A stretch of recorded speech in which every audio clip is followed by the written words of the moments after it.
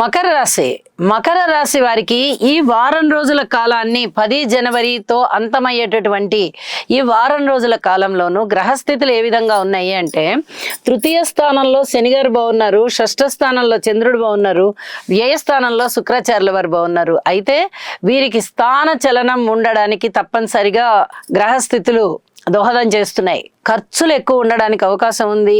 ఏ కొనుగోలు అమ్మకాలు వ్యవహారాలు చేయాలన్నా కొన్ని రకాల ఇబ్బందులు కనిపిస్తున్నాయి. తప్పనిసరిగా వాటిని శ్రద్ధగా చూసుకోవాల్సిందిగా సూచన చేస్తూ ఉన్నాను.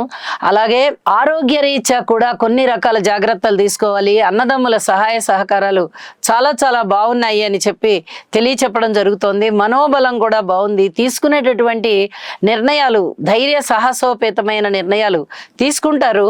అయితే అవమానాలు అపనిందలు ఎదుర్కోవాల్సినటువంటి పరిస్థితి కనిపిస్తోంది.